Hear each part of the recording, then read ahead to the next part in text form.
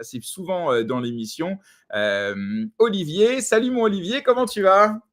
Salut, ça va très bien et toi? Tu m'entends bien? Ah, je t'entends bien, je te vois Parfait. bien. Je suis très heureux. Merci d'avoir accepté mon invitation. Quand on parle de Solana, j'ai une short list de personnes dont je sais qu'ils sont compétents pour venir en parler et humbles surtout. Parce que c'est important de percevoir, tu sais, un maximaliste un peu stupide. Et je sais que plusieurs fois, tu es venu dans l'émission avec je trouve, une hauteur de vue sur les challenges et aussi les opportunités que présente Solana. Et toi, plutôt du point de vue technologique. D'ailleurs, si tu veux te présenter quelques secondes, je t'en prie. Ouais, carrément. Rapidement, j'ai commencé ma carrière en France dans les banques. C'était il y a plus de 10 ans aujourd'hui, mais j'avais travaillé pour Société Générale, BNP, et cetera. Et ça m'avait vraiment montré que les systèmes de paiement actuels sont vraiment à la ramasse, on va dire. Et j'avais bifurqué, je suis parti dans la Silicon Valley pendant une dizaine d'années justement, à travailler pour des startups ou à travailler pour Netflix. Un peu des gens de la tech de la Silicon Valley. Si jamais vous regardez Netflix ou si jamais vous téléchargez sur votre téléphone ou quoi, c'était par exemple, j'avais travaillé sur ces features.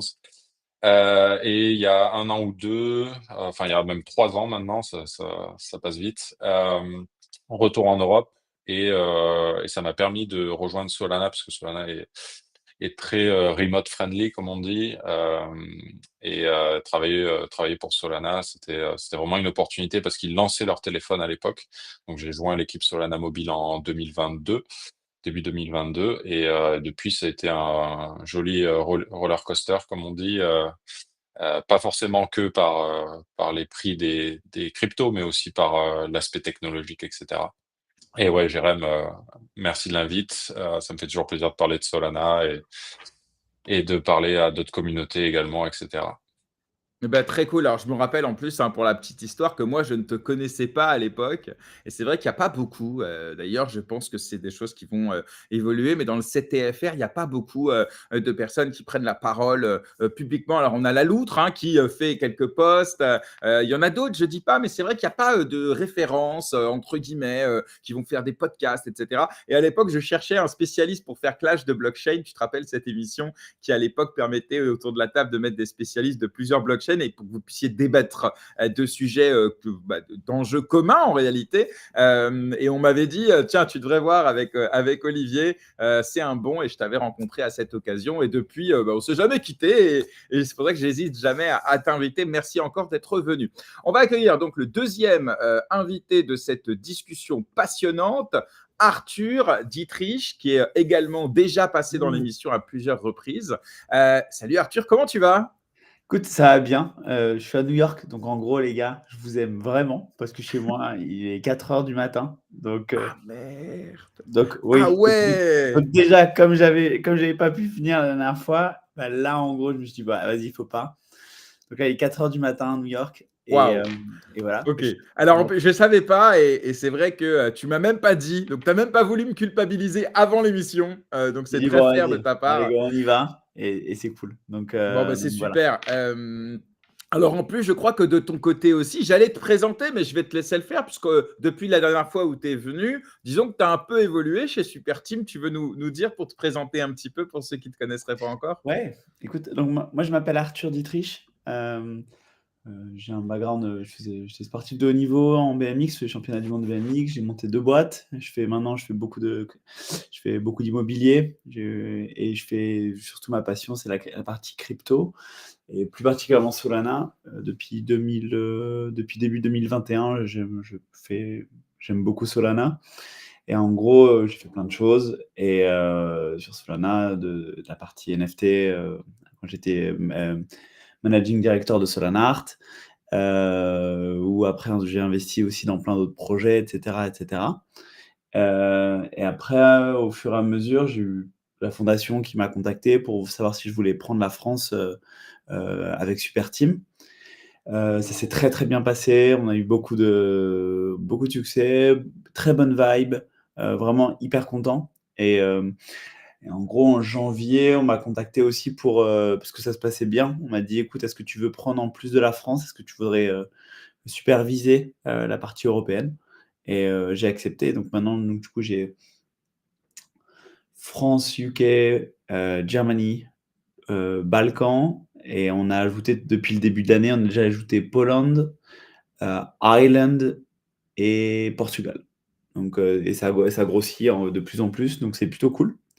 Et donc là, je suis à New York pour un séminaire juste avec la fondation, donc ça va être un truc assez sympa. Et voilà, donc merci pour l'invitation et très content d'être là.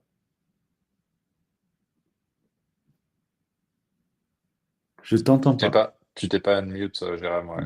Ouais, Ah ouais. excusez-moi. Non, je disais merci en tout cas d'avoir fait l'effort. Et voilà, il est 4 heures chez toi. Donc voilà. Alors, voilà, l'avantage, c'est que vous allez faire équipe pour aborder les questions et surtout la présentation de cet écosystème. Alors, je rappelle le format. Hein. Le but, c'est pas de dire que tout va bien et que c'est la meilleure du monde, mais en même temps de présenter les opportunités, les éléments différenciants. En fait, pensez-le si vous voulez, les copains, comme pourquoi j'ai fait ce genre d'émission, parce que lorsque je cherche du contenu un peu objectif, un peu présentatif d'un écosystème, je peine à en trouver. C'est vraiment très compliqué. Moi, j'ai cherché à l'époque pour Avalanche ou pour Ethereum, je sais pas, un truc de 1 heure et demie, où on me présente les trucs de façon un peu factuelle et surtout à jour, et sans tomber dans c'est le token qui va faire x1000, si vous voyez ce que je veux dire. Et ben, c'est assez compliqué à trouver en français. Donc, je me suis dit, tiens, allez, on va le faire. Et pour ça, je vais me faire entourer des meilleurs, parce que moi, je ne serais pas capable de parler de tous ces écosystèmes, évidemment.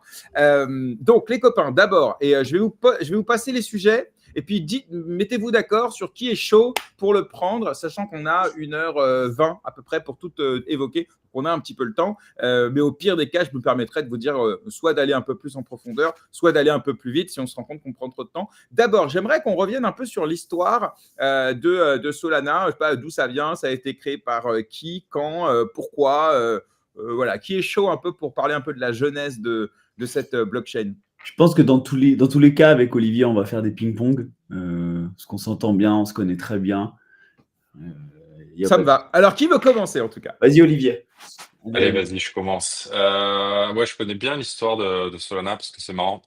Le cofondateur Raj, en fait, j'ai travaillé avec lui sur une startup jusqu'en 2015-2016. Et après, j'avais bifurqué sur Netflix, donc je connais bien le début.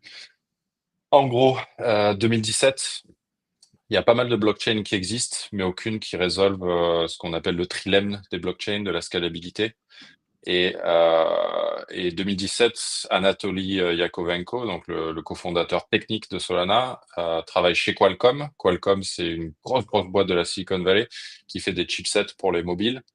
Donc les chipsets, en gros, c'est pas que un CPU, c'est aussi l'antenne qui permet de transférer les datas en 4G, 5G, etc. Et lui, particulièrement, travaille sur ces données, ces échanges de données mobiles. Et à savoir qu'il y a des technologies pour en fait faire en sorte que ces paquets aient une priorité et qu'ils soient le plus rapide possible, parce qu'en fait, on est des milliers, voire des millions sur des stades, etc., à se connecter aux mêmes antennes 5G. Donc, il y a des technologies derrière qui font que tout ça soit vraiment optimisé. Qualcomm, à l'époque, Ouais. dis-moi si je me trompe, mais je crois que cette boîte, elle faisait de la voix sur IP aussi pour les entreprises. C'est possible qu'ils avaient des softwares, ouais, à droite à gauche, Ouais, parce que moi, je me rappelle, j'avais une au-dessus. boîte avec des centres d'appel et tout ça, et Qualcomm faisait partie des prestataires qu'on avait évoqués, où on devait évidemment Ah, dépenser énormément de minutes, en fait, et on Ouais, passait par un fournisseur de solutions qu'on appelle ça de la voix sur IP, je crois. Donc, ouais, c'est, ouais. voilà. Et je crois que Qualcomm, à l'époque, était aussi dans ce ils business. sont là-dessus, ouais. Ils sont Ouais. Ah, là-dessus. toi, ouais, t'as Ils entendu sont parler de ça là-dessus. aussi, ouais? Bah, moi, je bossais beaucoup avec Qualcomm à l'époque quand j'ai monté quand j'ai racheté les parts de ma deuxième boîte, Ganeo. Et en gros, on avait notre propre marque de batterie externe haut de gamme qui était vendue, tu sais, un peu Fnac Darty, Orange, Bouygues, SFR, tout ça. Et en gros, on avait les chipsets qui permettaient justement d'avoir une puissance de charge plus élevée. Et les batteries les plus haut de gamme avaient des puces Qualcomm, en fait. Ouais, je me souviens très Ok, bien. ouais. Ouais, c'est Alors, ok, une alors bonne pardon, compagnie dans tout ouais. ce qui est streaming, etc. Maintenant, ils sont très connus parce qu'ils fournissent toutes les puces à Samsung, etc. Mais ouais, déjà à l'époque, ils étaient très en avance. Donc en fait, Anatoly il s'est dit, tiens, moi en fait la technologie dont on se sert pour les données mobiles, pourquoi on ne l'applique pas au blockchain? Parce qu'en fait, ça résout tout à fait le trilemme. On peut avoir une parallélisation des données parce que c'est exactement ce qui se passe sur les données mobiles.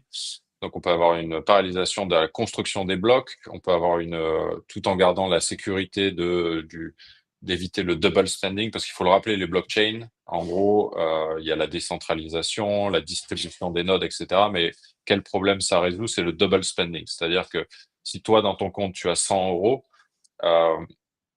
émettre deux transactions parfaitement identiques de 100 euros, donc toi, tu dépenserais 200 sur cette blockchain, c'est interdit en fait. Donc ça s'appelle du double spending, et les blockchains essayent tous de résoudre ce problème. Et donc Anatoly voit le perfect fit en fait entre la technologie qu'il utilise ou que les données mobiles utilisent à Qualcomm et compagnie avec les blockchains. Et il commence donc en 2017-2018, il commence à peu près à travailler sur le prototype avec un collègue à lui, Greg Fitzgerald. Il rencontre Raj à Dolores Park, qui est un très fameux parc de San Francisco. Et Raj devient très vite un des cofondateurs parce qu'il est plus à même sur le côté business. On va rappeler Anatoly, c'est vraiment le côté très technique. Et Raj était plus le côté business, etc. Donc l'équipe se forme, il lance Solana, il commence à raiser de l'argent en 2018 pour finalement lancer le mainnet en 2020. Je crois que c'était mars ou avril 2020. Et donc avec une ou deux années on va dire, de soucis, parce que c'est une technologie nouvelle. C'est aussi il faut le rappeler, c'est les blockchains haute performance, c'était la première. Et c'était la première fois qu'en fait, on manipulait autant de données sur autant de nodes distribuées dans le monde. En fait, ça n'a jamais été fait avant. Et donc, oui, il y a eu quelques petits problèmes. Il y a eu à peu près 8 incidents dans les 2 premières années. Puis après, 2023, 2024, 2025, ça s'est beaucoup, beaucoup amélioré avec un seul incident en 2023 et un seul incident en 2024. Donc, on voit une nette amélioration. Mais globalement, c'était des technologies nouvelles. Donc, il fallait qui marchaient en labo. Le prototype a été testé au travers d'une dizaine, trentaine de nodes. Mais en production, on réalise qu'il y a toujours des choses unexpected, comme on dit, et ça marche de mieux en mieux. Les équipes ingénieurs sont de plus en plus focus sur ces côtés-là. Et voilà. Arthur, pareil sur la partie peut-être histoire ou genèse, est-ce que tu veux rajouter un Là, élément ou une anecdote il a été quand même très très précis. Ça va être compliqué de faire plus précis. C'est pas grave, on a d'autres points, t'inquiète pas. Mais vraiment, Voilà. intervenez vraiment pour. Mais voilà. on s'entend tellement bien qu'il n'y a pas de souci. Je sais qu'on va faire des petits En tout cas, ça c'est clair. Et alors justement, Tu Vas-y, veux Olivier. peut-être plus de détails, je ne sais pas, hein, mais sur la technologie elle-même, comment en Après, fait on va y venir. On va y venir, Vas-y, bien vas-y. sûr. Mais justement, ma prochaine question, ça va être sur vraiment la proposition de valeur initiale de Solana. Moi, ce qui m'intéresse quand je regarde un peu Solana et son histoire, c'est comment elle se présente au marché. Et en fait, de ce que j'ai retenu, c'est sa façon de dire on va être la blockchain pour les entreprises. La blockchain qui va permettre de faire des applications, comme nous on les connaît, les apps sur le téléphone, mais sur la blockchain, et on ne va pas s'embêter avec le concept d'app. On va faire des applications sur la blockchain. Alors ça, c'est ce que moi j'ai retenu en lisant, en me renseignant, mais moi je ne suis pas comme vous dans l'intérieur du silo. Est-ce que vous pouvez me parler un petit peu de ce positionnement très business de Solana, et peut-être Arthur ou Olivier. Ouais, avec plaisir. Avec plaisir. Ouais, let's En go. gros, en fait, aujourd'hui, moi, j'aime bien appeler. C'est pas la boîte des entreprises, c'est pas la blockchain des entreprises, c'est la blockchain des entrepreneurs, en fait. Et ce que j'aime, il y a une légère nuance. C'est-à-dire qu'en gros, quand tu dis entreprise, généralement, les gens veulent dire ça, puisqu'en fait, grâce à sa technologie, grâce à sa rapidité et à ses faibles coûts, on arrive à émettre évidemment un nombre de transactions qui est juste absolument hallucinant et qui permet justement de pouvoir, si tu as un projet qui fonctionne bien, de pouvoir le scaler et d'éviter d'avoir des limites, des frictions, que ce soit avec tes users qui payent trop de gas fee ou des choses comme ça. Parce que la plupart des gens qui sont plus grand public ont du mal à comprendre. Alors qu'avec Solana, ce qui est plutôt cool, c'est qu'en fait, les gas fees sont absolument infimes. On a une rapidité qui est qui est juste hallucinante. Et moi, ce que j'aime bien dire, c'est que pourquoi c'est la boîte la blockchain des entrepreneurs et pas des entreprises, c'est qu'en fait, contrairement à pas mal de mine de rien, à pas mal de blockchains, qui ont lâché des énormes tickets pour dire bah ok je vais prendre on va faire Starbucks, on va faire une collab avec Nike et on lâche plusieurs millions comme plein d'autres blockchains ont fait sans les citer. En fait, c'est plus le pouvoir arrive au builder. C'est en gros, le moteur, c'est la tech de Solana. Moi, je considère pas ça comme une crypto, je considère ça comme une boîte tech aujourd'hui, Solana, qui fournit en fait une technologie qui permet d'être appliquée à énormément de case studies. Et je suis sûr qu'on parlera de ça, mais bien sûr.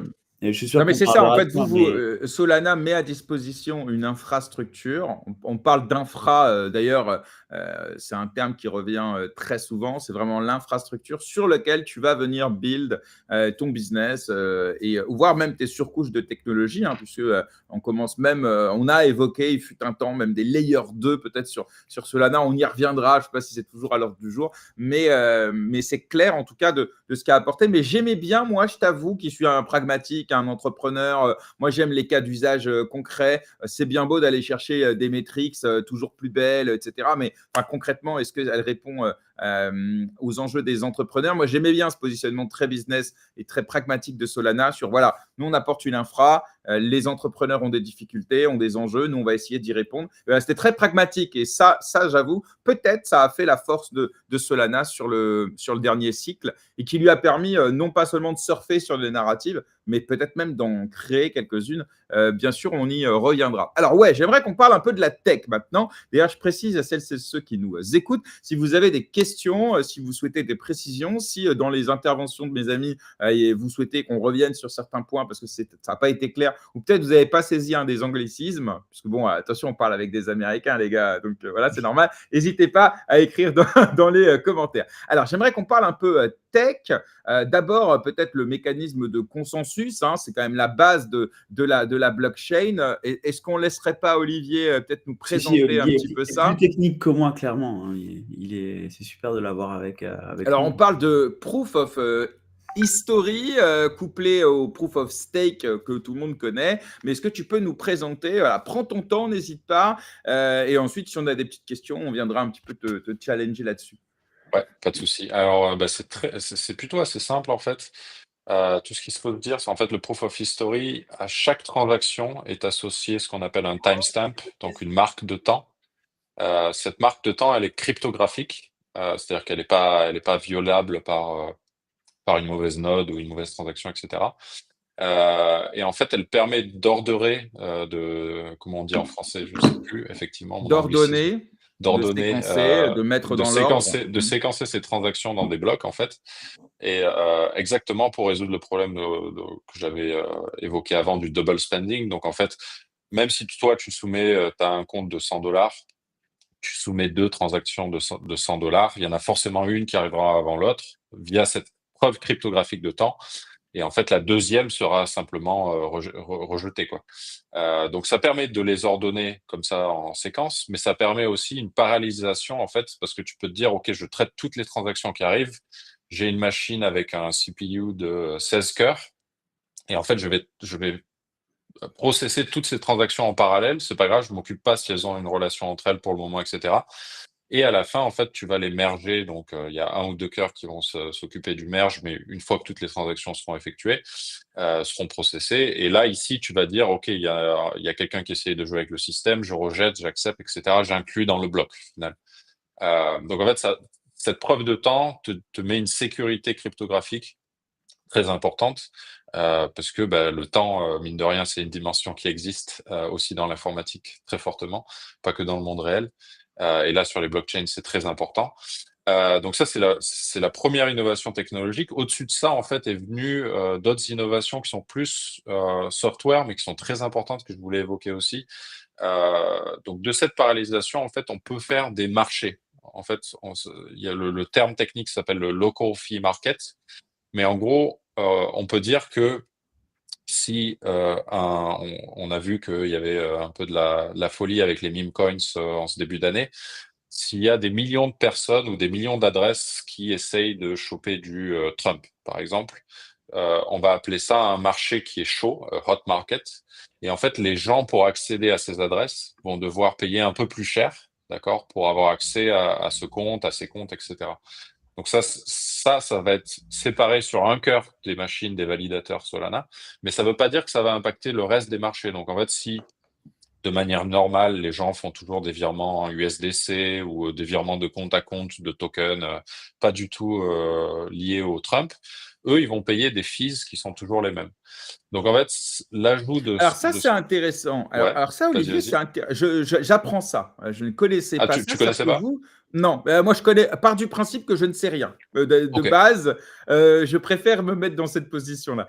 Mais là, en l'occurrence, je te l'avoue, je ne savais pas que, si je reformule pour être sûr d'avoir bien compris, en fait, vous sectorisez les différentes activités sur la chaîne. Donc, typiquement, il va y avoir, j'en sais rien, moi, le secteur du meme coin, où vous savez, mais c'est lié à un token, c'est lié à une adresse. C'est même très précis, oui, parce qu'en fait, Ouais, tout sur Solana est un compte.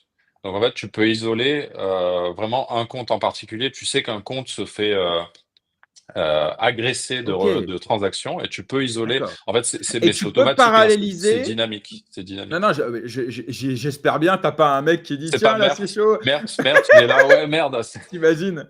Non, mais attends, non, mais je reformule parce que tu sais quoi, je suis sûr que je suis pas le seul à pas savoir ça.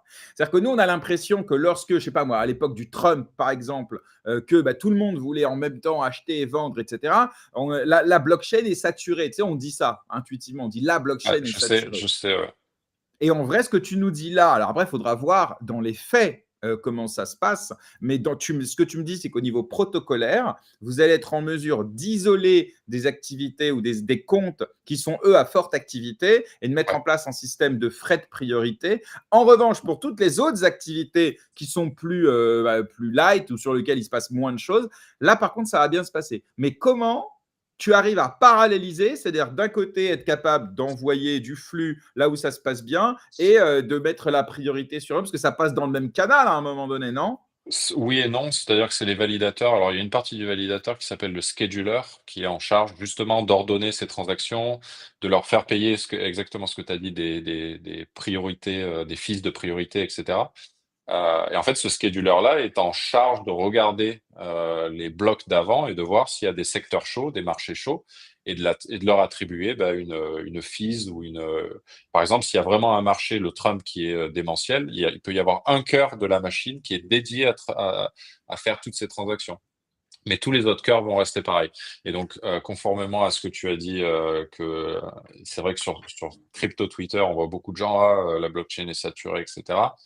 Euh, alors, je vais faire du bémol, mais la plupart du temps, c'est pas vrai. C'est parce qu'en fait, les gens, oui, ils essayent d'accéder à ce qui est chaud en ce moment, et comme des neuneux, en fait, ils cherchent pas à réfléchir ou à utiliser pour autre chose parce que c'est peut-être pas des utilisateurs natifs Solana d'habitude. Et en fait, le seul truc qui les intéresse maintenant, c'est de faire le degen sur du meme sur du Trump ou etc. Mais en vérité, tous les autres applicatifs fonctionnent très bien. Euh, le bémol que je vais introduire, c'est que en fait, plus on a ce genre d'événements qui arrivent, il faut savoir que, et je vais faire une autre parenthèse, c'est des millions d'adresses qui accèdent à Solana à ce moment-là. Je dis pas des millions d'utilisateurs, parce qu'un utilisateur peut avoir plusieurs adresses, mais il n'en reste que c'est des millions et des millions d'adresses qui accèdent en même temps à un seul consensus, à un seul set de validateurs. Euh, donc, on réalise il y a des performances qui sont dégradées, mais c'est pas forcément au niveau de la blockchain. Ça peut être au niveau des RPC. C'est arrivé dans le passé. Je sais que quand il y a eu le airdrop de Jupiter l'année dernière, beaucoup des RPC de Phantom, Solfair, Alors, etc. est-ce étaient que tu peux dépassés par les... Ouais, on va est-ce expliquer que ce qu'est tu un peux RPC, c'est ça. très facile, ouais, ouais, rapidement, parce que pour le coup, je suis pas sûr que ce soit très clair pour tout le monde. C'est quoi le RPC par rapport à la blockchain? Les RPC, ils ont deux fonctionnalités principales, c'est d'aller lire la blockchain. Donc, ils vont te permettre d'aller explorer la blockchain, de lire les anciens blocs, etc. Et la deuxième chose très importante, c'est d'envoyer les transactions. Tu passes toujours par des RPC pour envoyer tes transactions au validateur. Ces RPC-là, souvent, ils sont détenus par soit des entreprises de l'écosystème comme Jupiter, etc., soit très, très souvent par des wallets, Phantom, Solflare, Hmm.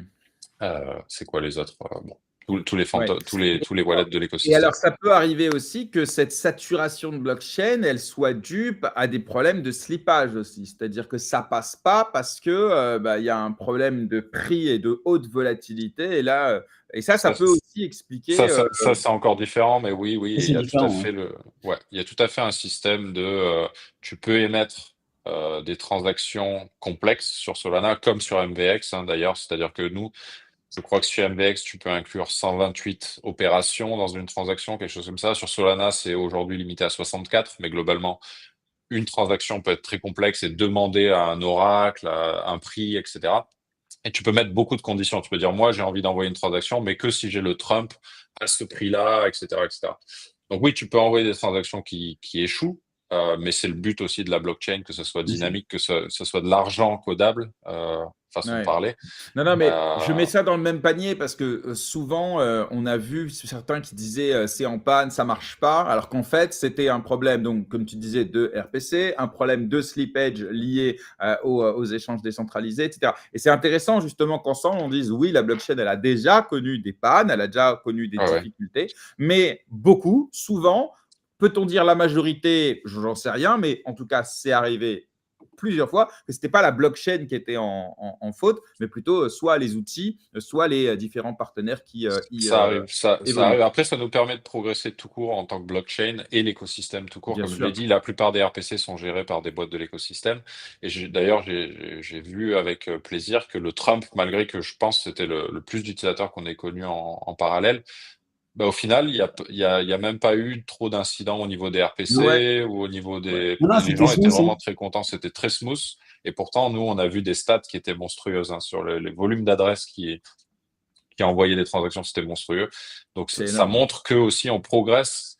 Alors c'est vrai que les meme coins, des fois, ils sont un peu jugés néfastes, etc. C'est un peu le casino, tout ça, on entend beaucoup de choses. Perso, moi, je suis pas très fan non plus, mais techniquement, ça nous permet de progresser parce qu'en fait, Eh ouais. sans ces tests-là, grandeur nature, à l'échelle mondiale, hein, il faut le rappeler, c'est des transactions qui sont soumises depuis l'Asie, l'Europe, l'Amérique du Sud, le machin. C'est des trucs que tu peux pas faire en labo, c'est des trucs Ouais. que C'est qui font de la résilience au réseau au final, hein. c'est juste insane en termes aujourd'hui, en termes de volume. Là, moi, j'entends toujours les personnes qui nous disent oui, mais c'est la blockchain des meme coins et tout ça. Mais en fait, il y a un truc que j'adore dire, c'est que et que les mêmes coins, c'est pas bien, hein, et que ça, l'industrie de la glace, c'est plusieurs milliards de dollars au niveau mondial. C'est pas bien, mais c'est parce que les gens le veulent, en fait. Donc, du coup, en fait, il y a la présidente de Solana Foundation qui dit à chaque fois Solana is the blockchain of everything. En gros, c'est que grâce à sa technologie, évidemment que tu vas pas faire du meme coin sur Ethereum, parce qu'en gros, ça va te coûter une tonne, sans dire de mal d'Ethereum, hein, c'est juste qu'il y a des avantages Non, et des mais c'est inconvénients. factuel. Sur C'est le mainnet, factuel, ça, quoi. c'est sûr. Ouais. Et donc, du coup, en fait, pour tout ce qui devient grand public, je parle, ça peut être n'importe quoi, hein, il y a plusieurs années, c'était le NFT, là, c'est le meme coin, etc. La DeFi, même tout simplement. Ouais, la Ouais. DeFi, c'est qu'en gros, là, on est en train de voir que Solana est en train de prendre une place de malade là, sur la partie DeFi et ça va que monter en puissance. Mais en fait, c'est c'est un, c'est un free market, tu vois. C'est-à-dire qu'en gros, c'est pas Solana qui dit bah, aujourd'hui, on va pousser les mêmes coins. Je pense qu'il n'y a même pas de poste où on pousse les mêmes coins. Tu vois ce que je veux dire? Ouais, C'est exactement. c'est Ouais. une adaptation de Non, l'utilisation mais en fait, c'est ça. Moi, c'est qui ça se que fait par bon, rapport à la technologie de la blockchain elle-même, en fait. ouais. Non, mais en fait, bon, moi, les gens le savent, je ne suis pas un Solana boy, pas du tout, mais j'essaye d'être objectif. Et en l'occurrence, je sens que beaucoup de ceux qui ont critiqué Solana comme étant la blockchain des meme coins sont, je l'avais posté d'ailleurs, ça m'avait valu quelques critiques, mais je m'en tape. En fait, c'est souvent des gens qui sont un peu dégoûtés que eux, ils n'ont pas accueilli chez eux Ah, mais c'est la ça. le moindre cycle de meme coin. Mais la réalité, c'est que je répète souvent, et merci Olivier de confirmer mon opinion, c'est que les meme coins et toutes les activités, toutes les fortes activités sont d'abord le meilleur moyen pour éprouver une blockchain. Voilà, donc en fait, que ce soit pour des meme coins, pour que ce soit de la tokenisation immobilière, que ce soit n'importe quel cas d'usage, dans tous les cas, ça permet d'envoyer des millions de transactions sur un réseau. Et si ça permet d'éprouver le réseau, de le mettre à l'épreuve et derrière qu'il puisse s'améliorer ou même juste de démontrer qu'il est à la hauteur, mais ça vaut effectivement tout l'or du monde parce que ça, si tu devais le tester en laboratoire, ce serait soit pas possible, soit ultra coûteux. Et donc ça, rien qu'en ça, c'est juste génial. Et après, effectivement, une blockchain, elle est censée être un endroit d'accueil.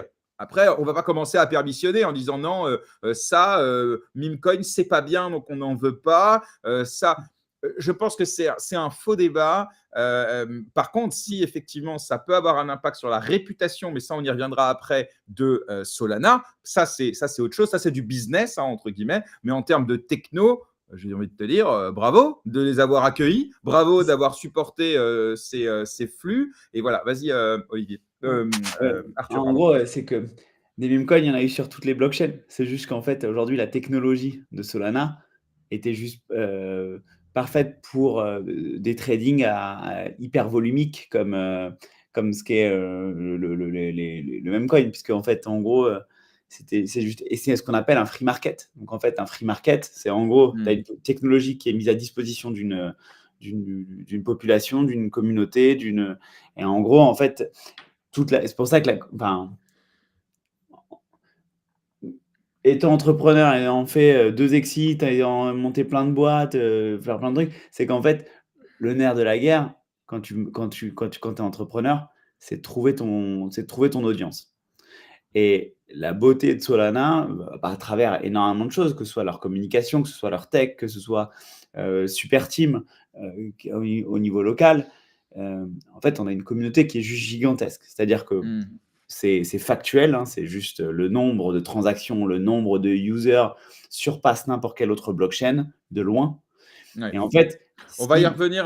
Là, vraiment, j'aimerais qu'on se concentre, si tu veux bien, sur, entre Ouais, guillemets, pas de un peu souci. la tech. Et par contre, la partie écosystémique, et notamment via Super Team, on va en parler, Arthur, parce que là aussi, je pense que c'est un élément qui est hyper important pour comprendre aussi Solana là où il en est aujourd'hui, et surtout peut-être là où il sera bientôt, parce que j'imagine que vous avez des projets pour les prochains mois et les prochaines années. Rapidement, petite question dans les commentaires à laquelle l'un d'entre vous peut répondre. C'est vrai que Solana a connu une chute importante en 2000. Alors lui dit 2022. Moi, je me rappelle que c'était. Ouais, ça devait être ça. Ouais, c'est Ouais, ça, à c'est l'époque. ça. C'était Ouais. ça à l'époque. La raison, c'est quoi? C'est essentiellement FTX à l'époque, non? Ouais, je Ouais, ne suis pas conseiller en finance, mais je crois que toutes les blockchains ont perdu entre 60 et 90% en 2022. c'est ça. Ouais. Mais oui, en plus, il y avait Mais il y avait FTX surtout le lien entre FTX et Solana. D'ailleurs, tiens, on ne peut pas parler de Solana sans parler de ça, sans parler voilà, effectivement du FUD qu'il y a eu sur Solana à l'époque et dont elle a réussi à se relever. C'est pas simple hein, de descendre plus bas Non. que terre et de remonter au top. C'est très difficile quand tu perds 50%. Faut pas faire 50% pour revenir au niveau d'avant. Hein. C'est des Exactement. mathématiques de base. Bon, mais passons. Est-ce que l'un d'entre vous, pareil, peut revenir sur cet événement parce que ça fait partie de l'histoire de Solana, le lien avec FTX? On peut passer rapidement, mais en gros, c'est comme d'habitude, c'est des mouvements de foule souvent. C'est-à-dire que il y a eu FTX, beaucoup de blockchains ont été affectés. Solana l'a été, mais ce qui était, en gros, quand j'aime pas parler de prix de token parce que je trouve Non, ça à mais chaque parlons fois. pas de prix, parlons des liens Non, mais je entre parle juste du Solana et lien. C'est qu'en FTX. gros, en fait, Ouais. il y a une réalité de marché. C'est-à-dire qu'en gros, c'est comme, je te parle, je sais pas, pendant le Covid, quand je vois, j'ai acheté plein d'actions pendant le Covid, où je vois le truc, où je vois une action, je sais pas, Total Energy qui était tombée à 12 ou 13, 12 ou 13 euros. En fait, c'est pas parce qu'il y a le Covid que cette boîte ne vaut plus rien, en fait. C'est juste, elle va se relever. Donc, en fait, c'est des effets de marché. Et en fait, tu as une réalité, c'est juste que par la communauté, les transactions, le tout, elle s'est très vite relevée. C'était assez impressionnant d'ailleurs. C'était même plus rapidement que ce qu'on pensait avec Olivier à chaque fois. Mais c'est du mouvement c'est souvent des mouvements de foule. C'est le côté que j'aime le moins en fait. Je suis très, très transparent et très clair là-dessus. Sur la partie blockchain, c'est ce que j'aime le moins, c'est que souvent les gens sont trop focus sur les prix et il y a un peu trop de spéculation. Non, mais là, il n'y a pas eu de. Sur l'affaire FTX, c'était pas juste un mouvement de spéculation. Ah C'était oui, non. clairement FTX et la boîte d'investissement Alameda qui avait massivement Ça, ouais. investi à l'époque Ouais, bien sûr. chez Ah oui, non, Solana. bien sûr Qui là-dessus. fait... Non, mais je Non, mais parle c'est en ça, général parce que c'est ça la. l'histoire est connue Si tu veux, Non, elle est revenir connue, sur la mais ceux qui. relation, Ouais, alors entre encore une fois, on y passe pas 2 heures, rapidement, mais on est ouais, obligé ouais, d'en parler un rapidement, petit peu si on veut faire un point sur Solana. Ouais. Sam Bankman-Fried, il était donc à la tête de FTX et compagnie, hein, ils étaient plusieurs à la tête, mais c'était principalement lui qui était en relation avec Solana. Il avait participé à un investissement, un round d'investissement assez tôt, donc il avait beaucoup de Solana dans Alameda et FTX. Il avait même participé, parce que lui c'était un développeur, donc il avait fait un des premiers protocoles, ce qu'on appelle un open book. Donc en fait, il a créé le premier DEX, le Decentralized Exchange, on va dire, sur Solana, qui s'appelait Serum à l'époque, qui aujourd'hui s'appelle Open Book, je crois d'ailleurs, tout simplement. Mais globalement, donc, il était influent dans la communauté Solana de par ses investissements, parce que bien sûr, il y avait pas mal de startups, on l'a dit avant, Solana aime attirer les entrepreneurs et les entrepreneurs ont besoin de fonds pour progresser. Donc c'est vrai, il investissait dans l'écosystème aussi. Donc il était influent aussi de par les ajouts technologiques qu'il avait ajoutés, qui étaient positifs, qui étaient net positifs à l'écosystème à l'époque.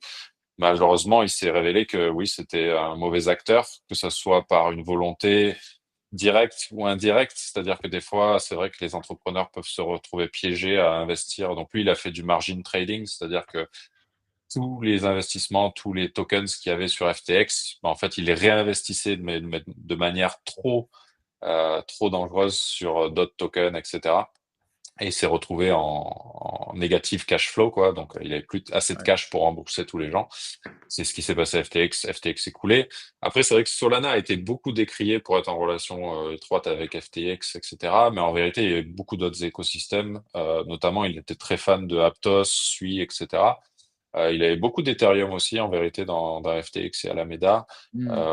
Donc c'est vrai que Solana a été on va dire, comme peut-être souvent la cible numéro un, mais en vérité, il était aussi proche d'autres écosystèmes. Et Euh, donc, au moment de la faillite de FTX et d'Alameda, évidemment, eux qui détenaient des millions de jetons Sol, évidemment, ont vendu massivement pour rembourser les créanciers, ce qui a mené, et là on en revient à ce que tu disais Arthur, évidemment, à un cercle vicieux où quand tu vois un très très très gros holder vendre massivement, bah, sous la panique, tu vends aussi, et puis après, tu as un cercle qui fait que si ça ne s'arrête pas à un moment donné, ça peut aller à zéro, quoi. Donc voilà, donc ça c'est pour voilà, raconter un petit peu ce qui s'est passé, crise de confiance, effet domino, etc. Mais ce qu'on voit 2 ans après, 3 ans après, c'est que Solana réussit effectivement. Mais ça, encore une fois, c'est très factuel. Hein. On voit l'activité, on voit le prix du jeton, on voit l'écosystème. Voilà, c'est factuel, a réussi à se relever de cette épreuve qui aujourd'hui fait partie de l'histoire de Solana, c'est comme ça, et qui finalement, est-ce que ça vous a renforcé ou est-ce que ça vous a affaibli? Là, la réalité, c'est que non, ça va finalement, vous êtes plutôt bien relevé. Bon, je pense qu'on a évoqué l'affaire suffisamment. On va avancer un petit peu si vous voulez, et notamment si on parle de tech, on va parler un peu des metrics, parce qu'évidemment, il y a une espèce de compétition, tout le monde a envie d'être à la table des meilleurs layers. Alors, il y a les layers 1, il y a du modulaire, il y a du monolithique. Donc voilà. Donc là aussi, est-ce que si on prend les blockchains un peu concurrentes, évidemment Ethereum, les layers 2, la BSC, on parle de SUI de plus en plus, etc. Est-ce que vous voulez donner un peu votre avis sur cette concurrence et comment Solana se positionne, soit en étant devant sur certaines choses, soit au contraire avec des axes d'amélioration par rapport à d'autres. Je ne sais pas qui veut commencer, et puis on en papote tous ensemble pour peut-être positionner un peu Solana sur la map des layers.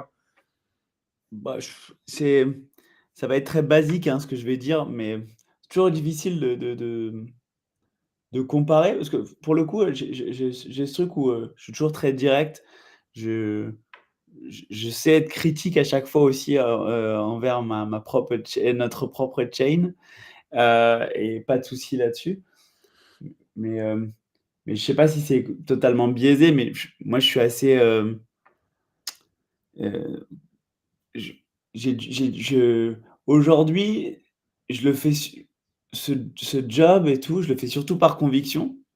J'ai la chance d'avoir fait pas mal de moves entrepreneuriales avant, mais je le fais surtout par conviction parce que je crois vraiment que, pour le coup, pourra faire du grand public. Solana est juste, ju juste fait pour une adoption massive, mais c'est un sentiment. Je parle pas de pure tech, parce qu'après ensuite on peut s'amuser à comparer, tout, ligne par ligne, faire un tableur et cetera. Mais que je tu compares à des Sui ou n'importe qui, enfin, c'est assez compliqué pour moi de comparer. Je trouve qu'aujourd'hui, mais après, évidemment, j'ai la casquette Solana, donc les gens me disent, ah ouais, bon, le mec, c'est Non, un mais si on vendu. prend des métriques factuelles, par exemple, on sait que l'année dernière, Solana, c'est 40% du trafic blockchain. Bon, Voilà, alors évidemment, certains viendront dire, ouais, mais c'est normal, c'était que du meme coin. Oui, mais enfin, il y avait que ça, de toute façon, sur le mais non, mais marché. Donc, tu n'avais qu'à créer une c'est nouvelle qu'il y a narrative, tout quoi. pour Bon. dire. Genre, il y a une Mais, stat que j'adore, c'était quoi? Donc, Olivier, on peut dire combien, c'est combien la différence entre une transaction classique sur ETH versus sur Solana? alors voilà, Genre, parlons on va dire métriques, c'est c'est 1000 ça. fois Par moins exemple, cher? sur la vitesse de C'est 1000 fois moins création cher? de blocs, Entre euh, 1000 et 10 000, ouais, je Ouais, crois. c'est ce que j'ai à chaque fois, Ça c'est ce que je dépend des dis. moments, mais ouais. Mais donc si on prend une stat, moi c'était une stat qui m'avait impressionné, hein. Attention, comme encore une fois, Is fait sans doute fait plein de choses super bien et il y a pas de souci là-dessus.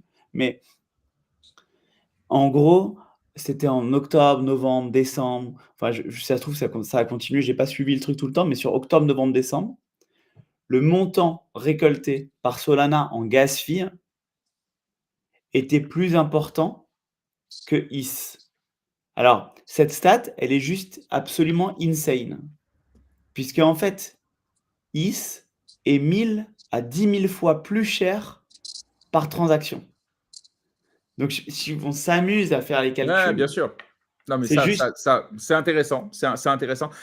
Si on parle de concurrence, parce que bon, là, on a parlé au départ de scalabilité, d'accord, la capacité à passer à l'échelle. Et donc, ça nous arrive à deux éléments importants, la vitesse de bloc, de création des blocs, et la vitesse de finalité. Là aussi, comment se positionne Solana? Sa finalité, je crois que c'est environ 12 secondes. La vitesse de transaction, ça va beaucoup plus vite, mais pendant un petit temps, en tout cas, elle n'est pas finalisée, donc elle n'est pas définitive.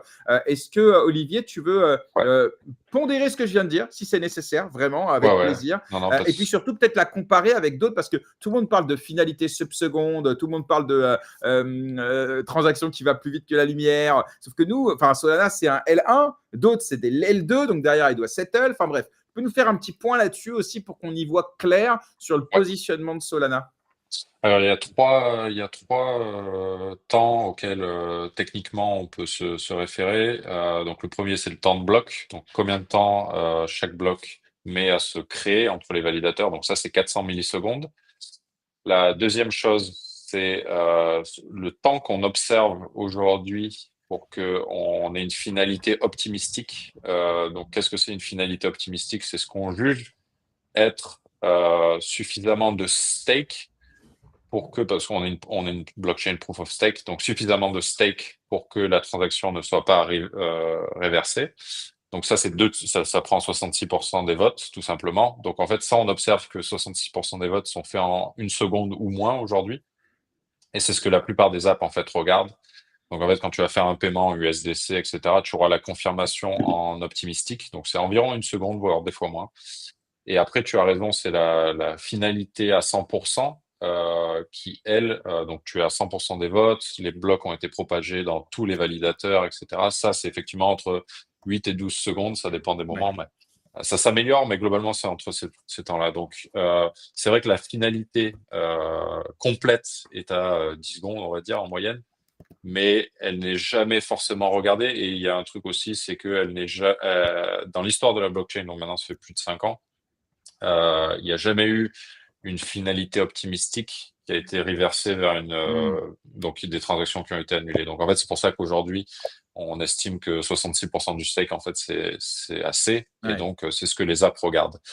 Il y a d'autres blockchains, si tu as parlé de la compétition, qui font un peu des choses similaires, donc notamment Aptos et Sui. Donc eux, quand ils parlent de finalité, c'est exactement la même chose, c'est souvent de l'optimistique. Ils vont parfois même pas aller vers de la finalité complète, c'est-à-dire qu'ils vont juger qu'une fois que tu as suffisamment de stake, tu acceptes tes transactions, elles sont propagées, etc. Nous, on ira peut-être un jour vers ça aussi, on verra, mais c'est pas encore au goût du jour. Aptos et Sui, j'aime bien leur consensus. C'est pas des algorithmes qui relèvent sur une innovation technologique forcément forte comme le proof of history, mais ils font leurs propres algorithmes de chaises musicales, on va dire, où les validateurs se parlent entre eux pour créer des blocs. Ça leur permet aussi de faire de la parallélisation, etc.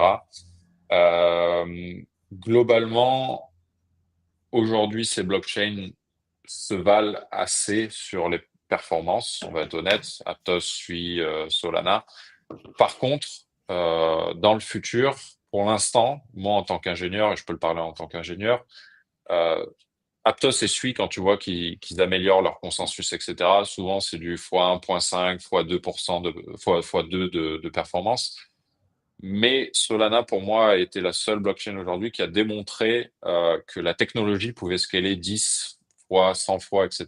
Donc, on en parlera peut-être plus tard, mais Ouais. FireDancer, donc qui est un client qui a été un client de validation qui a été développé par une équipe de l'écosystème Jump Crypto, qui sont des spécialistes du high frequency trading, donc le trading d'actions à haute fréquence. Eux ont fait un client en fait qui est, et ça c'est totalement fou, qui ils l'ont réalisé, n'est plus, je connais pas les mots français, mais n'est plus CPU bound, c'est-à-dire que la limite c'est plus la capacité de calcul de ton CPU, c'est vraiment le réseau. Donc en fait, pour tester ça, en fait, ils ont envoyé des millions et des millions de transactions par seconde sur un set de 10 ou 30 validateurs distribués, pas décentralisés, mais c'était Europe, États-Unis, avec une machine à 4 cœurs, alors qu'aujourd'hui, c'est des machines à 16 cœurs qu'on fait tourner. Et en fait, les machines à 4 cœurs processaient très bien les millions de transactions. La limite, par contre, ils s'en sont aperçus, c'était le réseau. 10, 20 gigabits par seconde, ça suffisait plus. Et le protocole qui est utilisé pour faire du réseau, qui est aujourd'hui Quick, qui s'appelle Quick, qui est un peu similaire à TCP. On va un peu trop dans la technique, mais c'est la façon d'envoyer les paquets globalement, qui aujourd'hui, et je vais le répéter, en 2020, quand Solana s'est lancé, c'était la première blockchain à haute performance. C'était des technologies on n'avait jamais abordées, en fait. Donc, on se frottait à des problèmes qui n'avaient jamais été abordés d'une façon ingénieure, quoi. Et là, on revient sur les mêmes choses. On va voir que dans peut-être 1, 2, 3 ans, quand on arrive à scaler à ces niveaux-là de transaction, il va falloir développer des nouveaux protocoles d'échange de messages entre les validateurs, Mm. etc. Parce que ça suffit plus. Mais en tout cas, on n'est plus limité par les CPU. Et ça, c'est totalement fou parce que les autres blockchains, pour l'instant, n'ont pas réussi à le prouver, ça.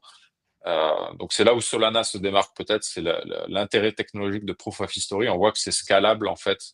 Euh, je veux pas dire à l'infini parce que j'aime pas ce terme, mais en tout cas, c'est scalable à des millions de transactions Ouais. et que ça accommode les Mais, prochains mais 5-10 c'est vrai ans que facilement.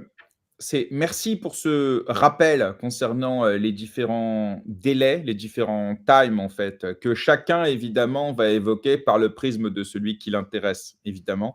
Mais là, au moins, voilà, factuellement, on a compris la vitesse de création du bloc, la finalité, on va dire, probabilistique et la probabilité déterministique qui va être, entre guillemets, définitive. Donc ça c'était intéressant. On va maintenant parler, parce que c'est important aussi quand on parle de blockchain, de parler de décentralisation. Notamment, on va parler d'Aptos et Sui, qui en termes de performance, c'est cool, mais si tu regardes la décentralisation, c'est différent. Mais on va parler décentralisation et puis aussi peut-être aussi le hardware, le coût, parce que ça aussi, c'est un élément important. Parce que si tu veux décentraliser, il faut que, entre guillemets, tout le monde soit capable de faire tourner un nœud. Pas forcément le cas sur toutes les blockchains. Et puis le poids de la blockchain, est-ce qu'il faut la télécharger en totalité? Est-ce qu'on en télécharge qu'une partie? Enfin voilà. Donc on en revient peut-être sur un peu le mécanisme de consensus, mais lié à la décentralisation. Est-ce que là aussi, peut-être Olivier ou Arthur, mais je pense que c'est un peu. Enfin, je sais pas, je vous laisse voir qui veut présenter ça pour qu'on le comprenne et que derrière on puisse potentiellement le comparer à d'autres. C'est ça aussi le but.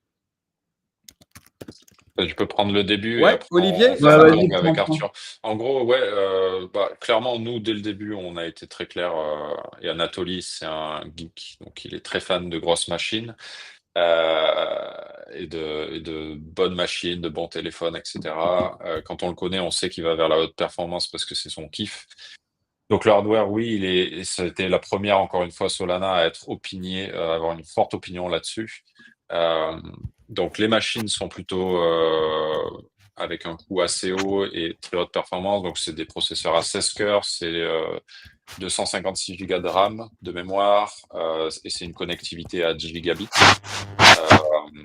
Pour rappeler après il y a d'autres requirements, mais je crois que c'est les principaux. Donc ça veut dire c'est à peu près des machines qui coûtaient à l'époque 5-6 000 euros à fabriquer en 2020, qui aujourd'hui ne coûtent plus que 2500, 3000 euros. Donc, on voit déjà que les prix ont divisé par deux en 4-5 ans. Donc, c'est une bonne progression. Il y a toujours l'aspect réseau à 10 gigabits, ça veut dire qu'il faut être dans une grande ville. Aujourd'hui, moi à Lisbonne, j'ai du 10 gigabits, c'est proposé même aux résidentiels. Je pense qu'à Paris, etc., c'est aussi quelque chose qui est proposé assez ouvertement. Mais globalement, tu dois être dans une grosse ville, ça c'est réel. Après, la réalité, c'est qu'aujourd'hui, 90%, je crois, des machines sont dans ce qu'on appelle des data centers, c'est-à-dire que les machines sont gérées par des entreprises, OVH par exemple en France, etc. Mais après, si tu regardes la distribution, effectivement, elle est assez bonne. On a environ 1500 validateurs aujourd'hui sur Solana. En tout, on a 5000, ce qu'on appelle des full nodes avec les RPC, parce que les RPC sont, même s'ils ne votent pas dans le consensus, ils ont en charge de récupérer tout l'historique et de le vérifier également. Ils opèrent un peu comme des light nodes. Donc ça fait un set de 5000 validateurs qui tournent dans le monde entier. On voit qu'il n'y a pas plus de 33% du stake dans un fournisseur de machines dans le monde. C'est souvent des 10% ici et là. Donc c'est assez bon. Il y a Hetzner qui est très connu aux États-Unis pour fournir des machines haute performance. En France, il y a OVH. Globalement, les hubs, c'est États-Unis, Europe et un peu Asie qui commence à s'ouvrir un peu. Mais on aimerait taper aussi dans l'Afrique et l'Amérique du Sud. Ça commence à venir avec Super Team Brésil, par exemple, des choses comme ça. Mais globalement, il faudrait progresser sur cette décentralisation. Et oui, parce que c'est Donc souvent c'est hot requirements, le... mais pour comparer Ouais. rapidement avec Aptos Sui, c'est les mêmes requirements, voire moins, parce que je crois que Sui c'est 20 gigabits, pas 10 gigabits. Aptos, je crois que c'est 10 gigabits aussi, mais c'est les mêmes types de machines, et on voit qu'eux, ils ont un set de validateurs de 100 ou moins, je m'en rappelle plus Ouais. exactement. Donc on voit qu'en termes de décentralisation, on est quand même très bon. Nous on a trouvé un truc qui est intéressant, c'est qu'en fait, beaucoup de validateurs sont opérés par des boîtes de l'écosystème, parce que comme ça leur permet aussi de récupérer des fees de leurs utilisateurs, voire de remercier leurs utilisateurs en token, etc. Parce qu'on a un marché du token, du liquid staking, je sais pas comment on dit en français. Globalement, tu peux venir staker, au lieu de staker en token natif, tu viens stocker dans le token de l'entreprise qui gère le validateur. Et ça permet au validateur de faire plein de choses dynamiques derrière, par exemple de te remercier en token, de reverser certaines des fees, etc. Donc c'est assez sympa. Donc oui, on voit un écosystème haute performance, avec des machines haute performance, mais bien plus décentralisé que les concurrents et suffisamment, j'ose dire, en tant qu'ingénieur, suffisamment décentralisé pour résister à des événements à droite, à gauche. Il faut savoir que des fois, il y a des câbles intercontinentaux qui sont coupés. La Russie a fait ça il n'y a pas longtemps. Ça a très bien résisté. Il y a des opérateurs de machines, enfin de data centers qui des fois coupent l'accès aux machines Solana ou aux validateurs en général. Ça s'est toujours bien passé aussi. Donc pour l'instant, une décentralisation qui est largement suffisante et Ouais. qui progresse plutôt bien même, je pense. Non, mais c'est ça qui est intéressant, c'est-à-dire que cette course à la décentralisation, elle a une limite, en fait. C'est qu'il y a une limite qui est de l'ordre de l'opérationnel. C'est-à-dire que c'est bien beau, en tant que puriste, de se dire: «Moi, j'ai envie d'avoir la blockchain, la plus, décentralisée. J'ai envie d'être un peu le bitcoin du proof of stake», tu vois? Vraiment avec cet objectif, fou. Mais après, il y a une réalité, c'est que, bah, il y a, quand même, une opérationnalité qui fait que la décentralisation pour moi, hein, dites-moi ce que vous en pensez, c'est une ambition asymptotique, c'est-à-dire qu'on ne sera jamais complètement décentralisé, c'est pas possible, mais on peut tendre petit à petit vers ça, mais avec derrière des enjeux business, etc. Et donc voilà, donc je pense que le risque que tout le monde se dit, c'est si c'est pas assez centralisé, c'est-à-dire que les acteurs vont se mettre en commun et ils vont faire un rollback de la chaîne. Je vais loin, hein, tu vois, mais c'est un peu ça, ce risque un peu que les gens se mettent dans la tête. Mais voilà, en tout cas, je pense que tu ne peux pas aller vers une centralisation à 100%, mais tu peux tendre vers ça. Donc, merci pour cette présentation objective, hein, voilà, suffisante, mais pas totale, parce que de toute façon, je pense que personne d'ailleurs ne peut prétendre, puisque on rappelle aussi que tu peux mettre le nombre de validateurs que tu veux. En vérité, il faudrait compter le nombre d'entités. Et donc, tu peux avoir, je sais pas, 3000 validateurs, mais s'ils sont tous au sein de 4 entités, ben, en fait, tu es distribué qu'entre 4. Voilà. Donc, C'est là ça. aussi, parfois, on masque un peu. Ouais. Et même pour aller plus loin, je sais qu'Anatoly, à un moment, il disait que la sécurité, c'est un mime. Il y a encore plus tu l'as bien dit, il y a un nombre d'entreprises, mais il y a encore plus de composants derrière ça. Il y a le software aussi, le client de validation, On combien n'en il y en parle a qui jamais, tournent ça, c'est vrai. sur ton Ouais. mainnet. Si tu as une faille de sécurité, un package qui est importé sur ton client, qui est vérolé, etc., en fait, tu peux avoir une faille de sécurité sur ton client de validation et ça ferait échouer. Si tu as pas plusieurs clients de validation sur ton réseau, en fait, il y a un seul truc qui peut échouer et c'est le client de validation et c'est très important. Mmh. Donc Solana tend vers ça aussi. On en a 2 en prod aujourd'hui, on va en avoir 4 assez rapidement, un peu comme Ethereum. Mais globalement, ouais, il y a plein de choses qui peuvent être attaquées et de ne regarder que la décentralisation, des machines géographiquement et cetera, c'est pas suffisant aujourd'hui. Tu sais, Il y a je tweetais plein de hier, vecteurs d'attaque. là-dessus, les métriques, c'est comme les sondages. On regarde juste ceux qui nous conviennent. Toujours, Alors, toujours, Ouais, on c'est va on est ça. toujours biaisé, ouais. c'est vrai, hein. Alors, on va maintenant parler un petit peu, parce que je sais qu'il est en plus très tard chez toi, Arthur, et j'ai envie de te libérer, mais on ne peut pas ne pas parler de la partie écosystémique, business, même les principales applications de l'écosystème. Donc, toi, tu es chez Super Team. Est-ce que tu peux là aussi nous faire une overview un petit peu de l'existant et puis surtout des ambitions de Solana en termes justement d'écosystème. Donc, d'écosystème, moi je compte les développeurs, parce que sans eux, on ne bâtit rien. Bien sûr. Les entrepreneurs qui viennent, donc vraiment la partie business, il faut qu'ils aient une incentive économique à venir build sur Solana. Les utilisateurs aussi, parce que bon, ouais, s'il n'y a personne pour utiliser les dApps, c'est juste de la. Voilà. Donc, voilà, parle-nous un petit peu de ça. Je te laisse free speech là pendant le temps que tu veux pour nous présenter un peu tout ça. Bah, ouais, n'hésite pas à me poser des questions pour que ce soit hyper dynamique, il n'y a pas de souci, avec grand plaisir. En gros, on en a parlé avant, on disait Solana aujourd'hui, c'est le moteur, puisqu'il y a toute la partie tech. Et les gens sont capables après d'exploiter ce moteur pour faire un peu ce qu'ils souhaitent. Ils utilisent cette technologie-là. Et je remarque souvent et, que aujourd'hui en blockchain, on a des messages qui sont très globaux. C'est-à-dire, en gros, le message vient du compte officiel d'une blockchain. On a les événements d'une blockchain qui sont qui sont à East Denver, qui sont à Paris Blockchain Week, qui sont à Token 2049. Mais aujourd'hui, ce qui manque dans n'importe quelle industrie, hein, c'est toujours une proximité entre son consommateur, son user et, et la blockchain en général et l'entreprise en général. Et en gros, la solution qui avait été trouvée par Solana, ça a été Super Team. C'est en fait, à la base, ça a été créé en Inde parce qu'il y avait une vraie communauté ultra active. Et en gros, l'idée, c'était de se dire, on va créer des entités locales, pas pour vendre des tokens ou quoi que ce soit, c'est plus pour en fait 3 piliers principaux. On a l'éducation, comprendre ce que c'est la blockchain Solana, arriver à développer dessus en maîtrisant Rust et en comprenant Solana dans son entièreté. En fournissant évidemment des dev bootcamps, des workshops, des événements gratuits. On ne parle pas de la bière, le fameux mixeur classique qu'on voit tout le temps et Non, qui mais pour moi… par exemple, on peut parler de la formation chez Alira. On en parle, c'est notre partenaire dans l'émission. La formation chez Alira, pour moi, j'ai découvert ça quand ça a été annoncé. J'ai trouvé ça juste exceptionnel. Toutes les blockchains devraient faire des partenariats avec des écoles de formation, etc. Parce que si tu n'as pas de développeurs, tu n'as pas d'entrepreneur. Parce que l'entrepreneur, il vient sur une blockchain, il dit OK, moi, il faut qu'on me développe ça. Puis si tu n'as pas de pool de développeurs sur place qui connaissent parfaitement l'écosystème, la techno, la documentation, etc., tu fais rien en fait. Donc En cette fait, c'est que tu initiative arrives à à un l'époque, ouais. modèle qui est assez problématique si jamais tu n'as pas ça.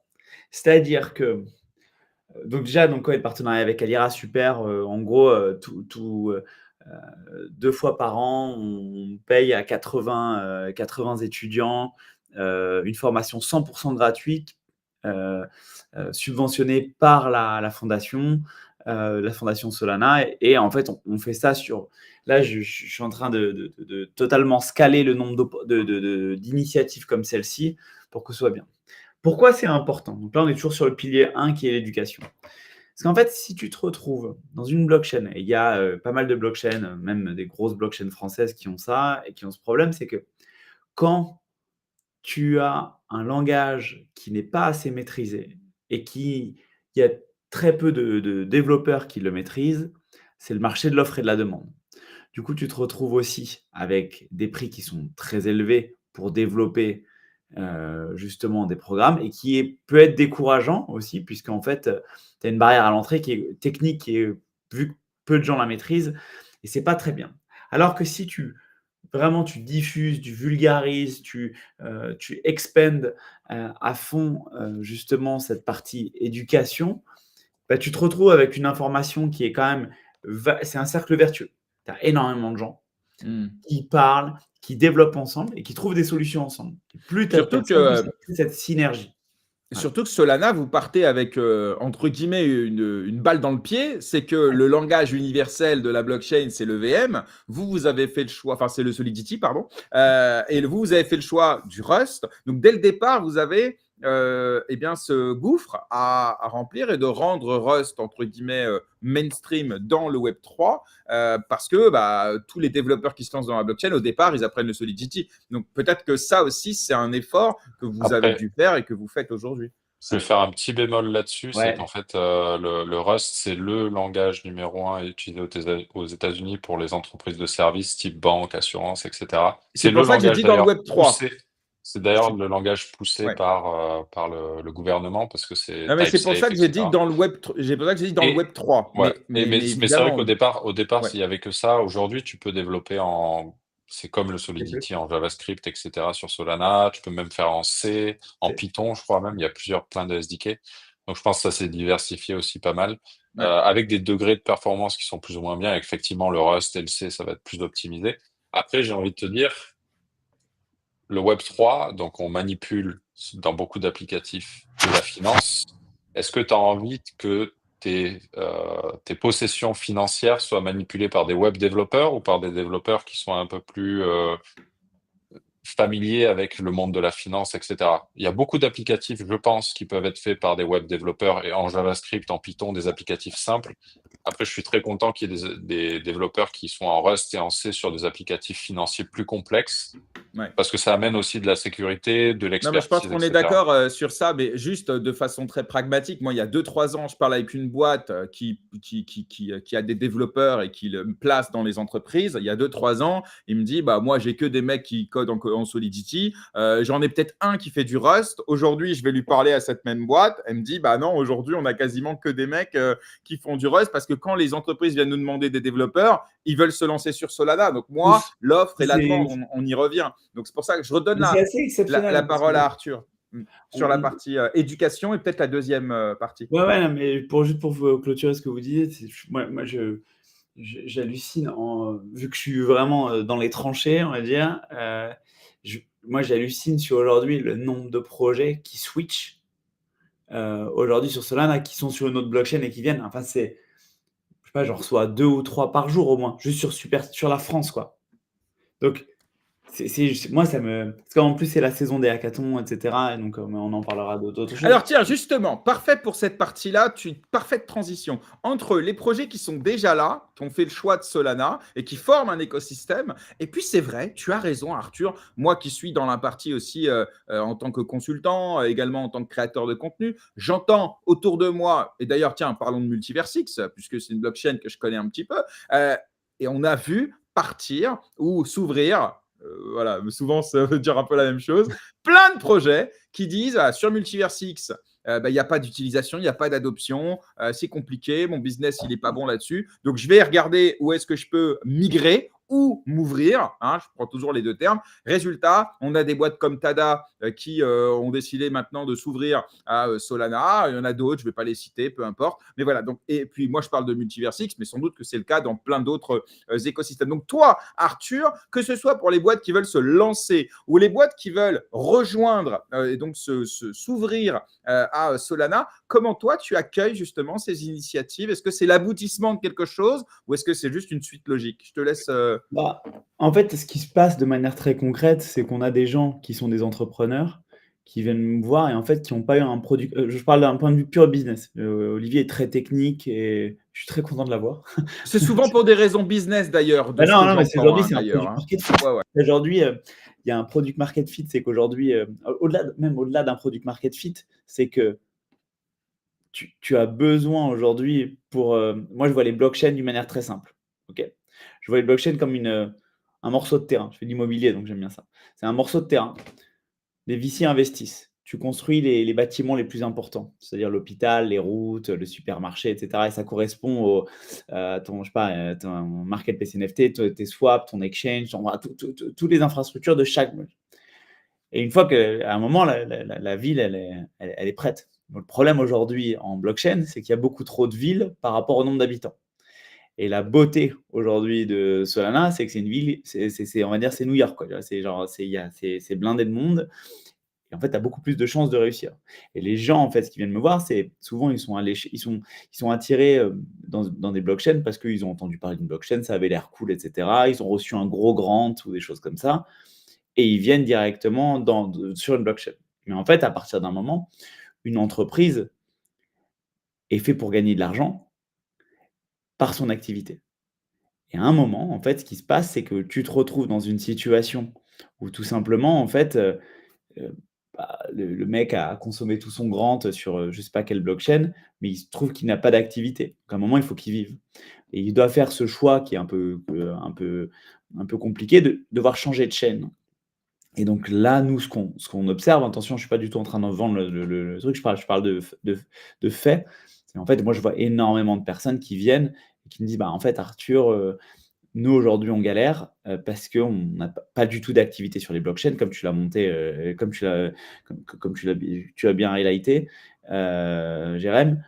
Et en fait, je dis: «Bon, écoutez, pas de problème, avec plaisir pour regarder». On regarde le produit, on regarde comment est-ce qu'on peut les intégrer. Et en fait, je reviens sur Superteam, du coup. Je dis: «Bah, en fait, au niveau local, ce qui est super bien, c'est que nous, on va pouvoir vous faire toutes les intros». Ouais, même Olivier, je dis, je sais, je lui dis à chaque fois, je fais plein d'intros souvent, hier, ce matin aussi, tu vois.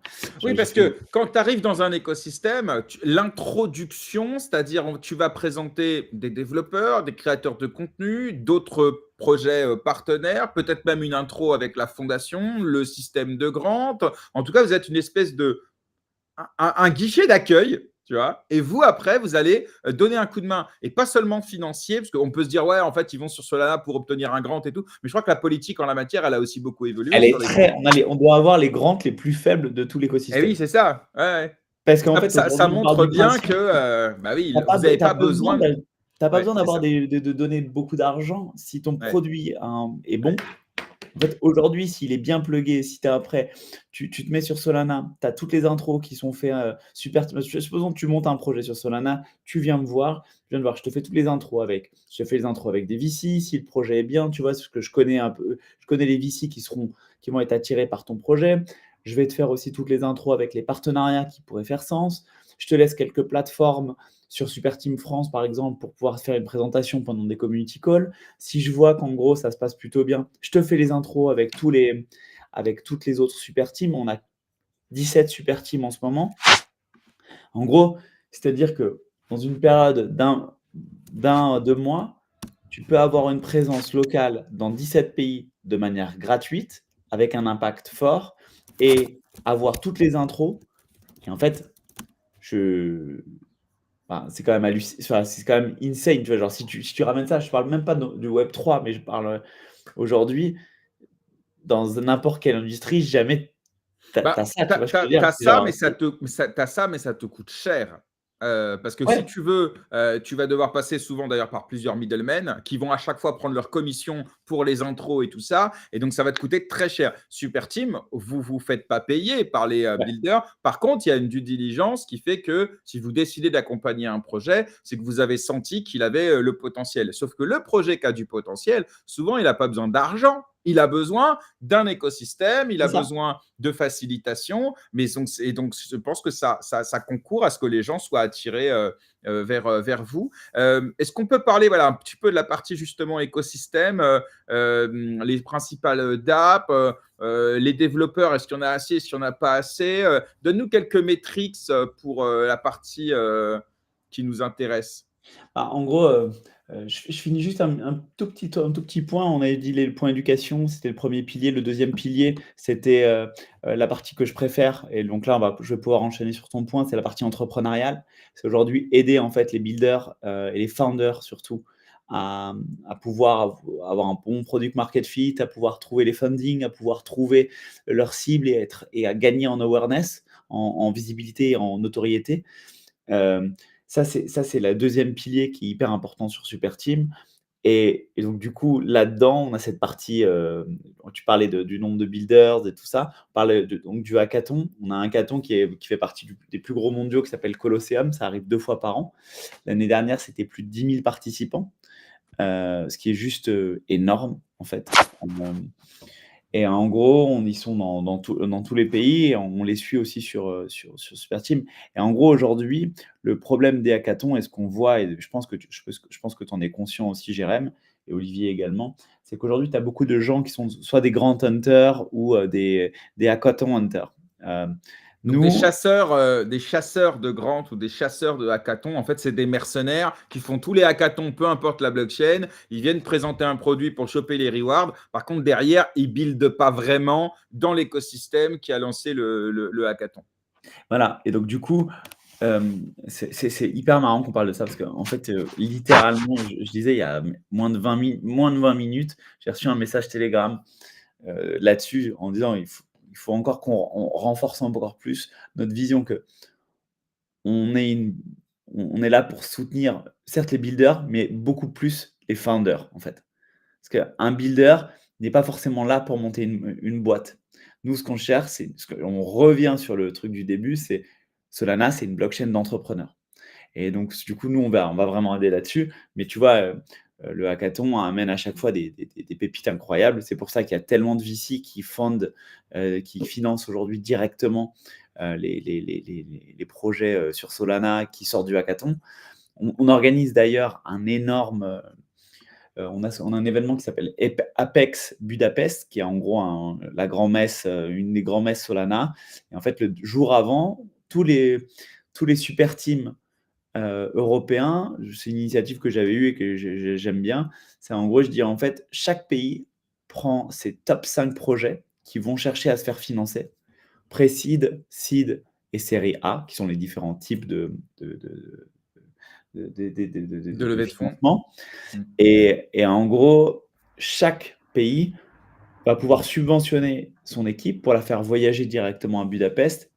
Il y aura une super crowd, une super foule de visites, un peu plus de 50 VC qui seront présents et qui s'arrachent les places pour pouvoir être présents et faire partie des meilleurs rounds. Et donc ça, c'est le jour avant Apex Budapest.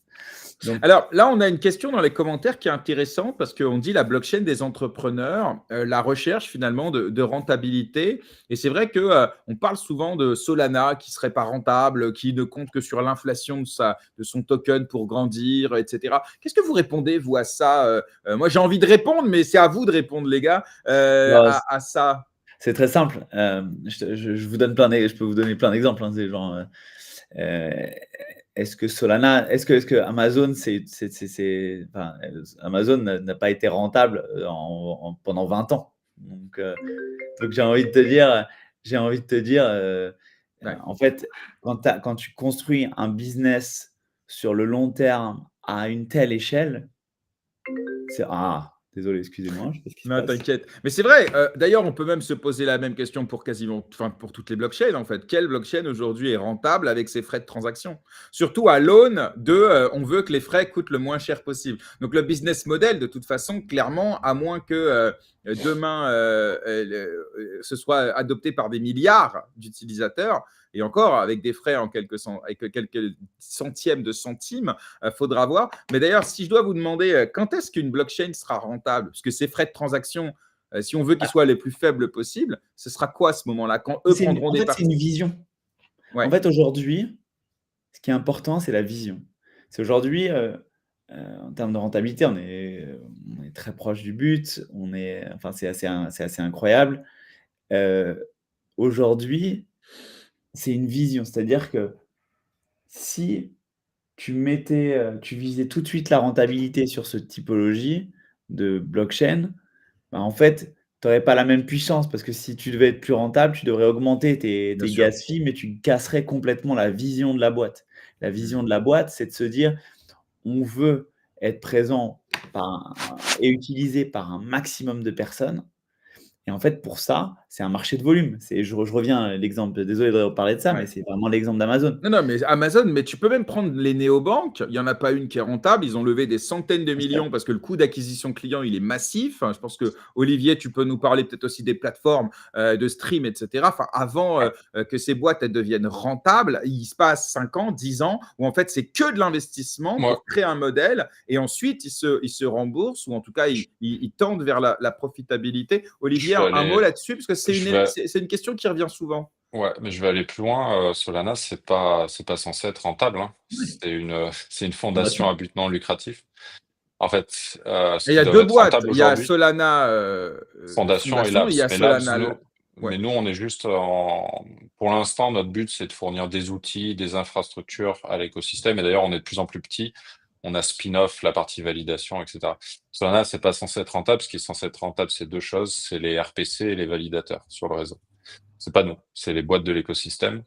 Donc, si tu cherches une blockchain à ce qu'elle soit rentable, tu vas vers la mauvaise direction. Ce qu'il faut, encore une fois, on va revenir sur ce que dit Arthur très bien, c'est les entrepreneurs. Il faut qu'ils aient les meilleurs outils en main et les meilleurs écosystèmes pour eux être rentables.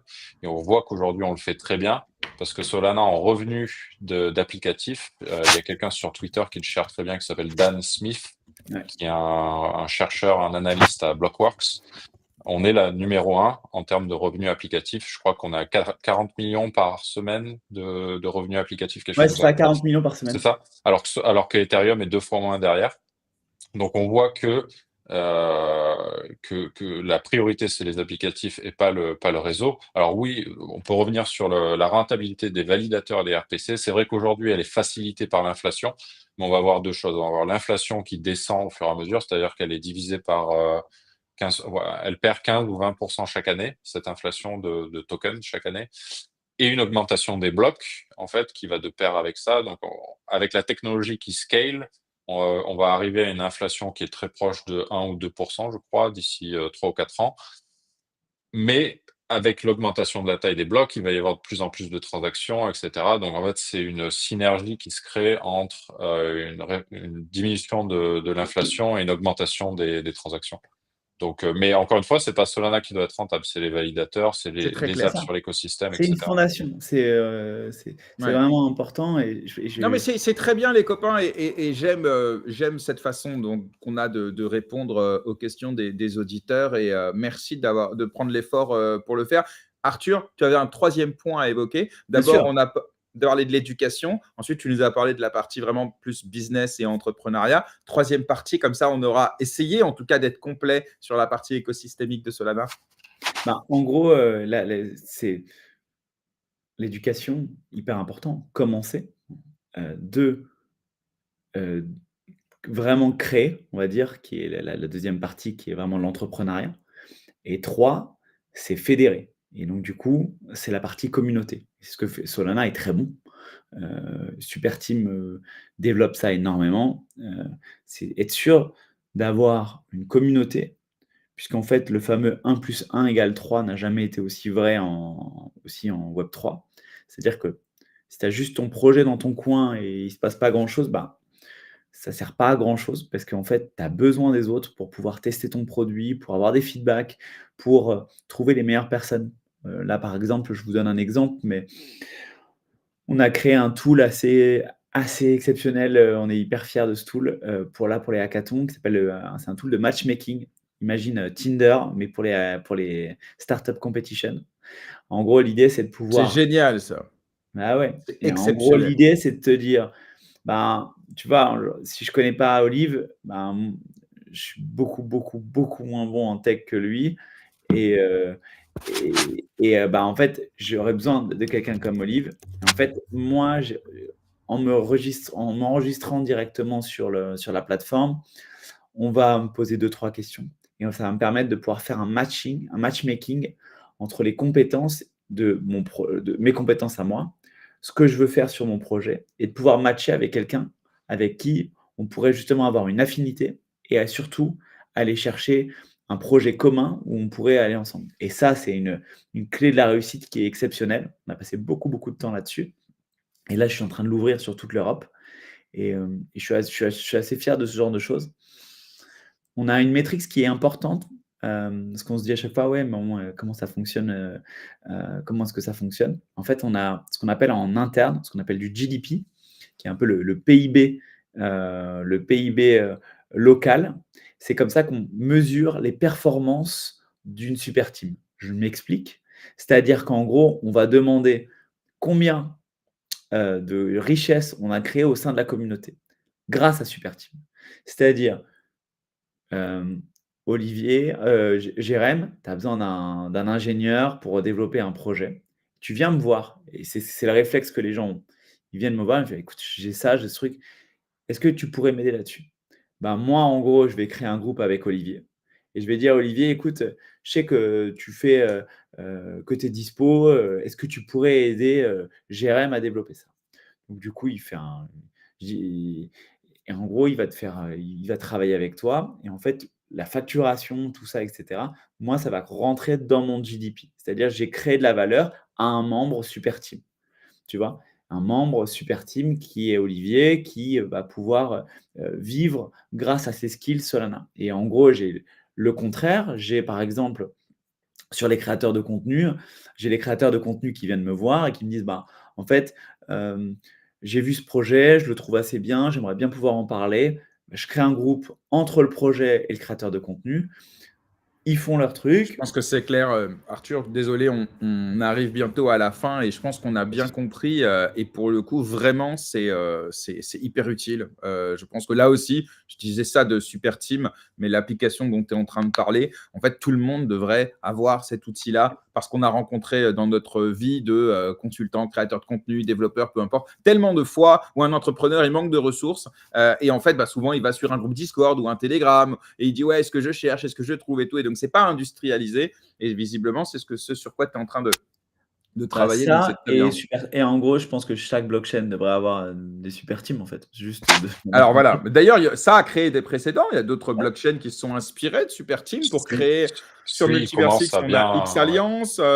Sur Sui, ils ont également ce système-là. Donc, c'est beau hein, d'être copié, entre guillemets, même si c'est jamais vraiment de la copie. Mais ça prouve effectivement que vous avez été précurseur sur cette partie écosystémique. Et donc, bravo pour ça. Il nous reste 3 minutes, les copains. Et oui, ça passe vite. Mais bon, on essaye de faire au mieux. Tiens, si on devait parler des différents cycles, les NFT ont énormément poussé la blockchain Solana en leur temps. Ensuite, on a eu les meme coins qui ont voilà, permis à Solana vraiment de passer à l'étape supérieure l'année dernière.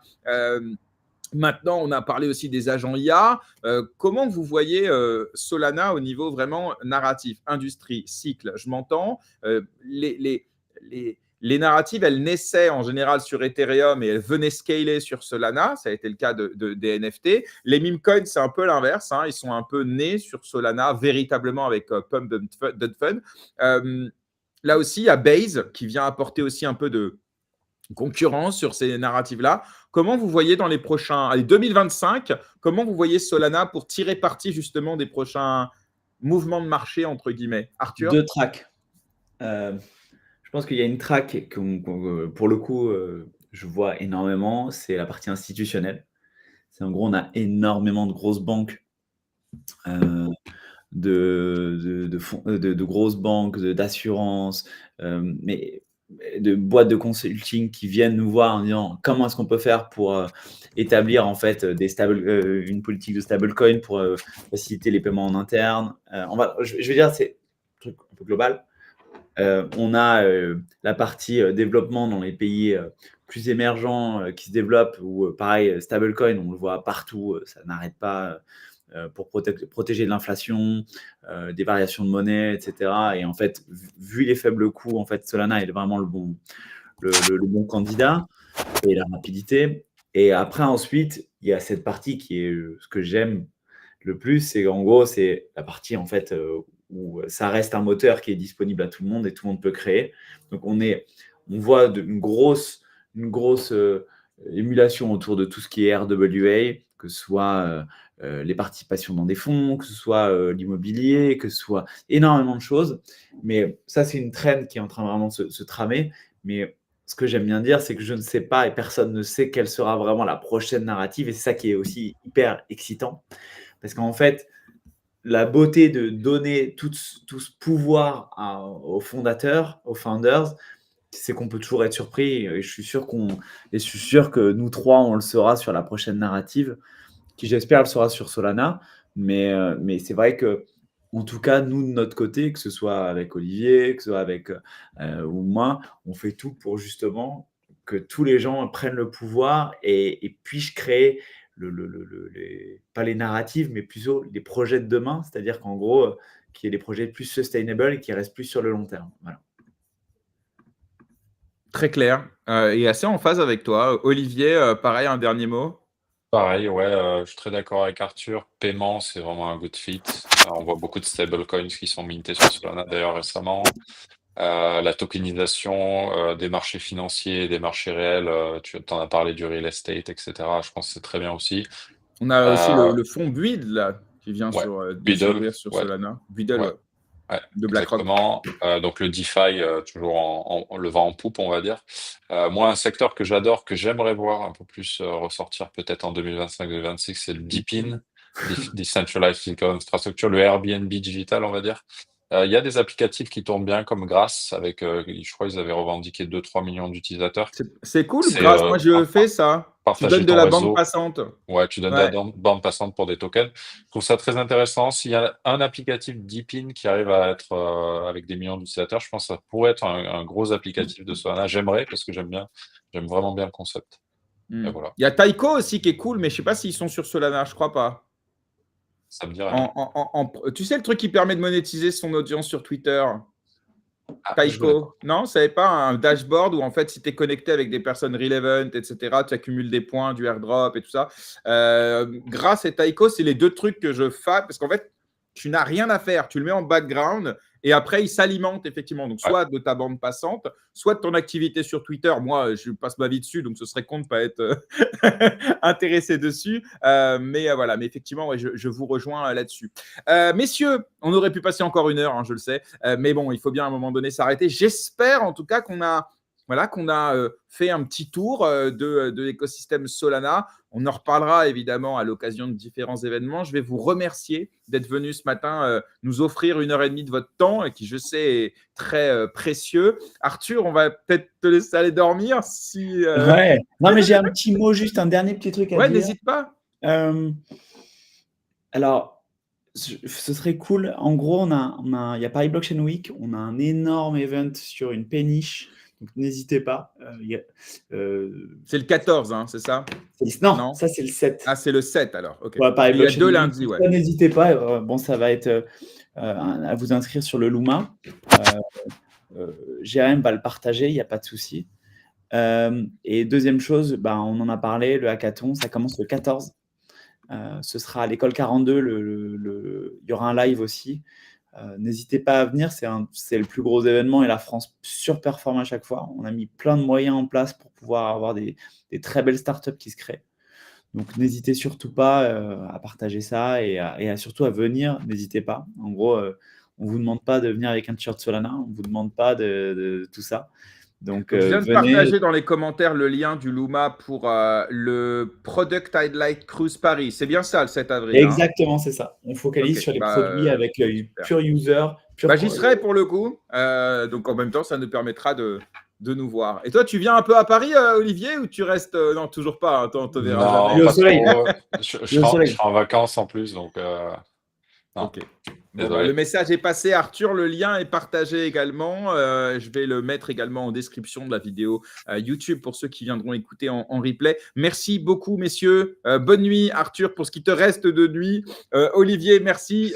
On se dit à très vite dans l'émission. Et puis, prenez bien soin de vous. Et puis, tout le meilleur pour vous, vos projets. Et puis, Solana, parce que c'est ce qui nous tient à cœur ce matin. À bientôt. Super. À bientôt. Salut. Salut à tous. Salut les copains. Merci.